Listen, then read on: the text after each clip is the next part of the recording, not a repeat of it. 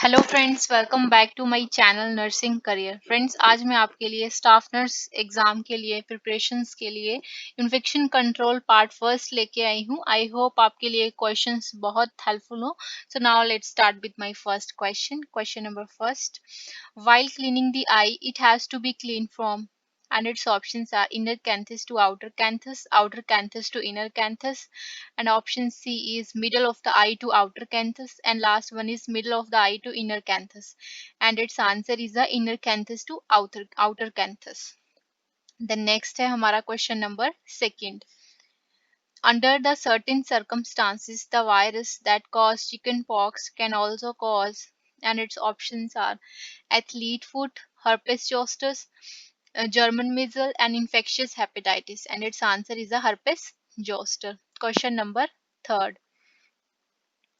The mode of transmission of hepatitis E is, and its options are waterborne, bloodborne, airborne and ट्रांसप्लेसेंटल। तो इसमें हमारा answer है waterborne.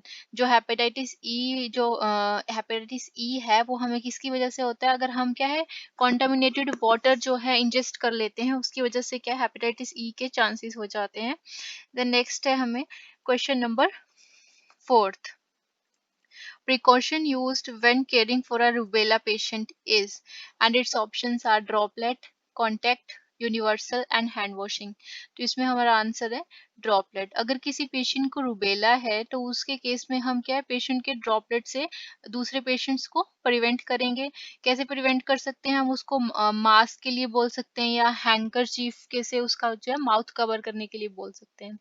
Then next है हमारा question number fifth, which of the following colored containers must be used for discarding human anatomical waste in hospital? And its options are yellow, red, blue and black. And its answer is a yellow. जो human का anatomical waste like tissues हो गए, skin होगी, कोई भी body का skin का part हो गया, पस होगी, ये सारे जो ह्यूमन का एनाटॉमिकल वेस्ट है वो हम हॉस्पिटल में जो है किस डस्टबिन में डालते हैं? येलो डस्टबिन में डालते हैं। ये बहुत सारे एग्जाम्स में पूछा जाता है। देन नेक्स्ट है हमारा question number six, most important aspect of hand washing is, and its options are time, type of soap, surface tension and friction. तो इसमें हमारा आंसर क्या आएगा? फ्रिक्शन। देन नेक्स्ट है हमारा question number seventh, the thick yellow drainage from wound is known as, and its options are sanguineous, serious and last one is a purulent। तो जो thick yellow drainage हो जाती है हमारे वुंड से उसको हम क्या बोलते हैं? पुरुलेंट बोलते हैं। द नेक्स्ट है हमारा question number eight, the most health care associated infections are transmitted to patients. कैसे ट्रांसमिट होता है? On the hand of health care workers. जो वहाँ पे हेल्थ केयर वर्कर्स हैं उनके हैंड से, जैसे उन्होंने एक पेशेंट को ट्रीट किया और हैंड वॉशिंग नहीं की और दूसरे को भी उसी हाथ से जो है केयर दे दी, तो ऐसे फैल जाता है। एंड देन नेक्स्ट है हमारा question number ninth, infection occurred following treatment modality or procedure is known as, and its options are heterogenic infection, nosocomial infection, concurrent infection and fomite infection। तो कौन सा इन्फेक्शन होता है? हेट्रोजेनिक इन्फेक्शन। जो क्या होता है जब कोई भी हम पेशेंट के ऊपर प्रोसीजर करते हैं उस टाइम पे क्या होता है, उस दौरान जो है पेशेंट को इन्फेक्शन हो जाए तो उसको हम बोलते हैं हाइड्रोजेनिक इन्फेक्शन। देन नेक्स्ट है हमारा question number tenth, what isolation required on MRSA methicillin resistant staphylococcus aureus. ये क्या होता है? एक जो है वायरस है। ये जो है बहुत ही बड़ा इन्फेक्शन है, तो इसमें हमें क्या प्रिकॉशंस लेनी चाहिए?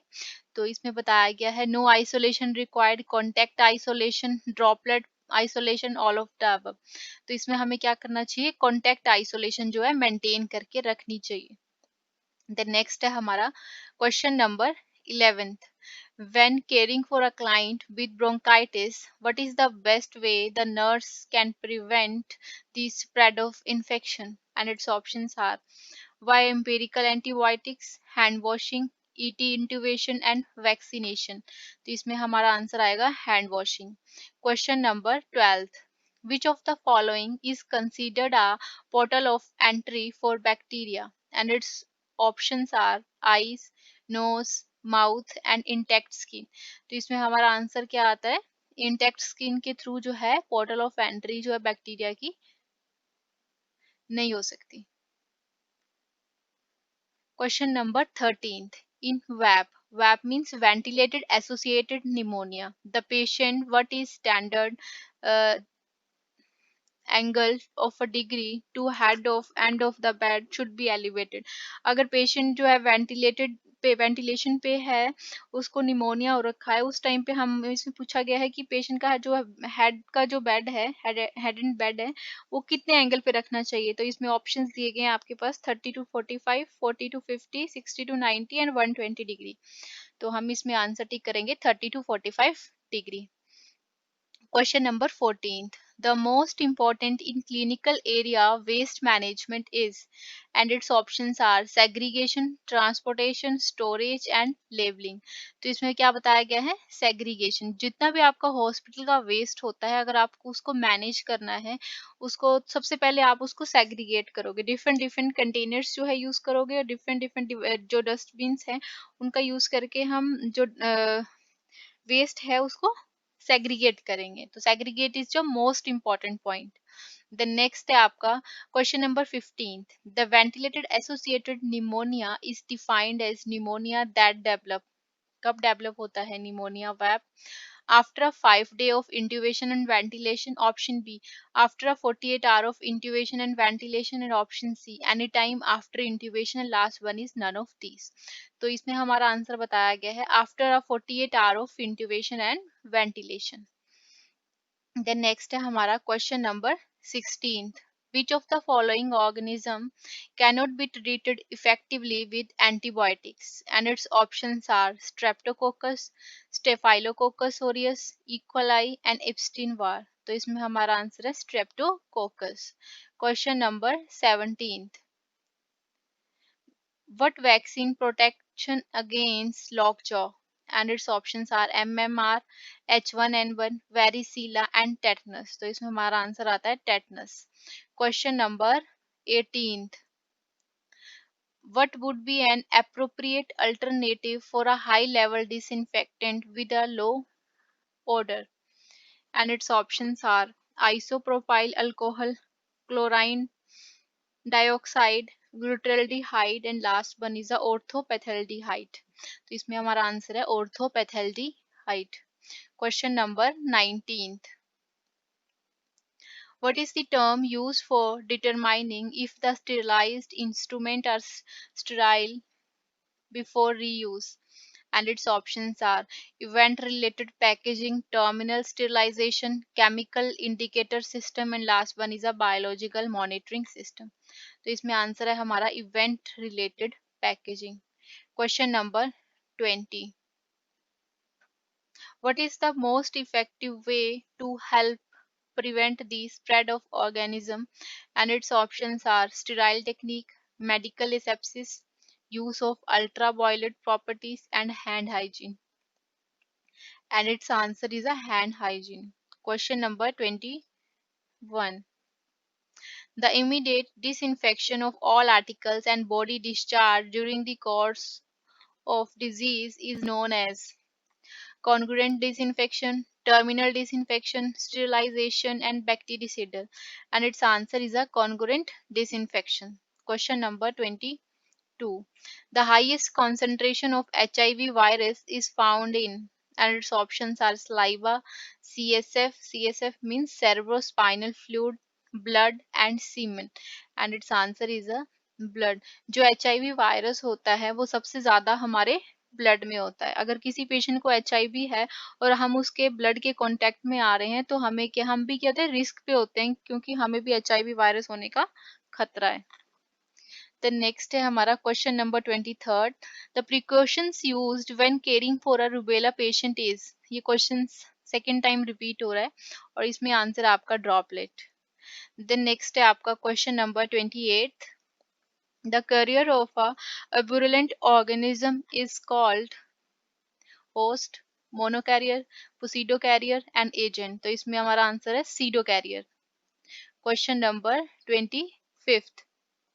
The fungal infection of foot is also called as and its options are athlete foot, gangrene, cellulitis and acne. तो इसमें हमारा आंसर है जो फंगल इन्फेक्शन हो रहा है हमारे फुट में उसको हम क्या बोलते हैं, एथलीट फुट भी बोलते हैं.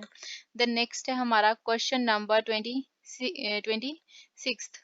The Malta fever is another name for Q fever, scrub fever, brucellosis and salmonellosis. तो जो माल्टा फीवर है उसको हम ही ब्रूसिलोसिस बोलते हैं.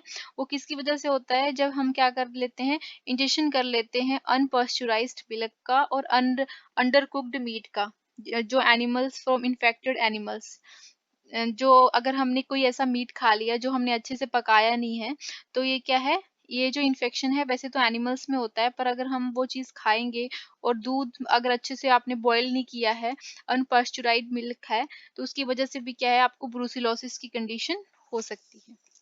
देन नेक्स्ट है आपका question number 27. The substance which kill infectious agent outside the body by natural, physical और chemical method is known as detergent, disinfectant, antiseptic and antibiotic. इसका आंसर है हमारा disinfectant. Question number 28. Antibiotic solution and sera are sterilized by pasteurization, boiling, radiation and last one is a hot air oven. और इसमें हमारा answer है आपका hot air oven जो है हम यूज करते हैं स्टीराइल करने के लिए हमारे एंटीबायोटिक सॉल्यूशंस को. द नेक्स्ट है हमारा question number 29. The chemical agent that inhibit the bacterial growth is called as. कौन सा केमिकल एजेंट होता है जो इनहिबिट करता है, रोकता है हमारी बैक्टीरियल ग्रोथ को, उसको हम क्या बोलते हैं, बैक्टीरियोस्टैटिक, स्टिरलेंट, जर्मिसाइड एंड डिसइंफेक्टेंट. तो उसको हम बोलते हैं बैक्टीरियोस्टैटिक. ये क्वेश्चन भी हमें इंपॉर्टेंट पॉइंट है, ये एग्जाम्स में भी आ जाता है और वैसे भी आपसे कोई वाइवा पॉइंट ऑफ व्यू से भी पूछ लेता है. देन नेक्स्ट है आपका question number 30. The cleaning of bed sore has to be done from, and its options are inner to outer, outer to inner, near part to caregiver, last one is none of these. तो इसमें हमारा answer है जो bed सोर की cleaning है हमें कहाँ से करनी चाहिए, आउटर टू इनर से जो है करनी चाहिए क्लीनिंग. बेड सोर आपको पता होगा जब पेशेंट जो है long term bed ridden patients होते हैं उनमें बेड सोर की कंडीशन अराइज हो जाती है, तो उनमें अगर हमें उनकी क्लीनिंग करनी है बेड सोर की, वो आउटर टू इनर जो है हमें करनी चाहिए. Thank you guys, I hope आपको मेरी वीडियो अच्छी लगी है. अगर नॉलेजेबल लगी है तो please like share and comment, और आप मुझे कमेंट्स में बता सकते हैं आपको कौन से टॉपिक के ऊपर वीडियो चाहिए. Thank you.